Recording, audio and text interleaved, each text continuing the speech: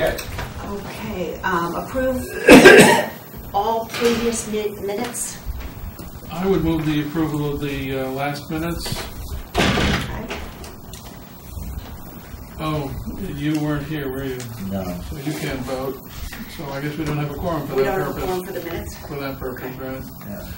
We will defer that to another one. for February, yeah. Okay. Report from the Blight officer. Yes, okay. I passed out the latest report. It's a little bit more detailed only because I wasn't sure that there's a possibility that I wasn't going to be able to make it tonight. But so everything's been pretty much written out, but we will go through it. Case 17-001, and you could refer to that back on your the green sheet as to what that is. The seasonal lack of foliage, like we said, the grass is all down and leaves are gone, and it's revealed really issues with the front yard. So it reissued a warning notice with regards to that particular property. This is 17011. Correct. Yes. That was I heard it was 00. Oh, I'm sorry. Okay. Just to be clear. 011. Yes. Good. Okay, case 18-004. No changes to the property. Everything is as it was. So our action will remain.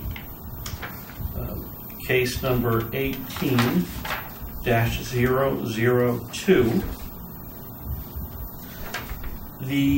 Was reissued with issues there as their siding is coming off of the house. It's rotted through in certain areas. There's weeds and vines growing up the side as well, and the garage area is starting to look like it's crumbling. So I'm just trying to get the owner's attention. He did receive the certified mail. It was signed for, yet I haven't yet heard anything back from the owners. Case 17-007, there's really no action because this is definitely just on the watch list, but just to let you know that the dumpster that was there has been taken away. And the unregistered boat and trailer has now been moved to the other side of the road in front of number 30. So we might expect to get a call from the neighbor number 30, but we've explained to them that it's, as long as it's on the road, it's not really a blight issue, it's more a neighborhood association issue that they need to take care of themselves, and we really don't have any recourse on that particular issue.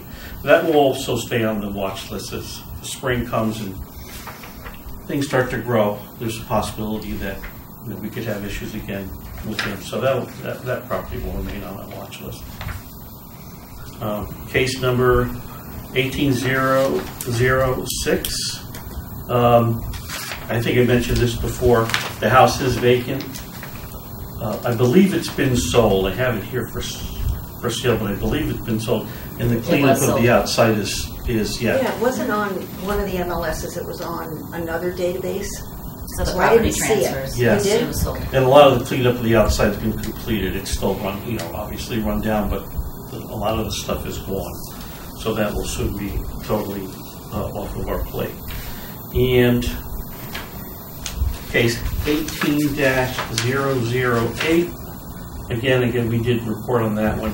It is bank owned now, and all the conditions have been abated except for the vehicles that are on the property.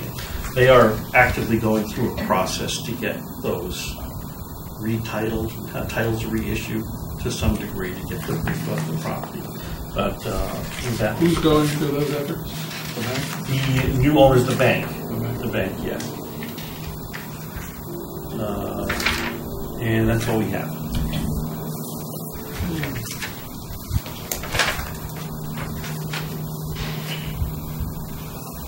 Just out of curiosity, the bank is actually going to dispose of the vehicles? Do they have to get a title to it to scrap it?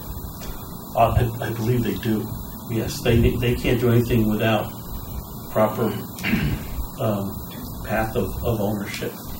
And the realtor So that the foreclosure goes to the house and the property, but no items that are on the property. I believe it does, but I don't think it's automatic. Okay. I know the DMV has specific rules. They probably have to go show the foreclosure paperwork to the DMV, Right. and the fact that I'm not entirely sure, I'll be honest with you. Too bad Wayne wasn't still here. Yeah. And in this particular case, are the vehicles readily visible from the street? Yes. They're readily visible. Yeah. Two of them are, and one of them is down underneath the deck. Is parked underneath the rear porch.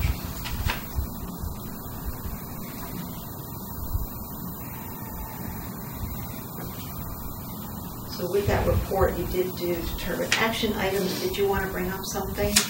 Yeah, if it's in order to do that now, I am curious about a property that's a fairly prominent one around town, which is why I would ask. I think it's 50 Brookside Road, corner of Brookside and Post Road. 15.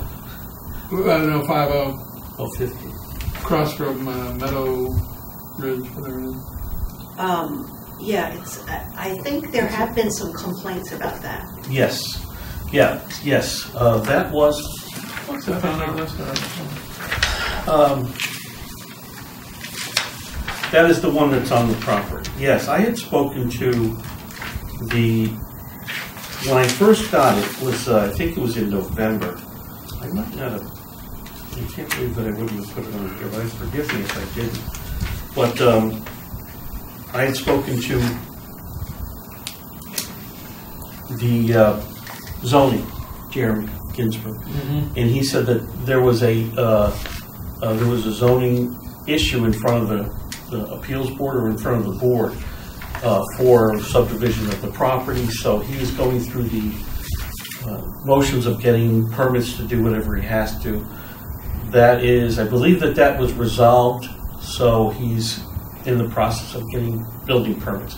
So we have talked about it. That was actually Steve Mulvaney spoke about that this morning at the operations committee meeting. I did not know that. It came up under a different issue because the property is subdividable by right based on the zoning for that location, and the property that they want to build the other house on is technically in a floodplain because it's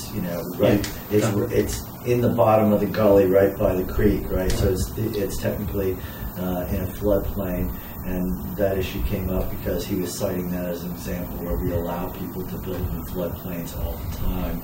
So the argument with regards to doing something at Pear Tree Beach in a floodplain is, we in town allow it all the time. Well, and years ago, the person who owned that property tried to subdivide in the town, turned him down.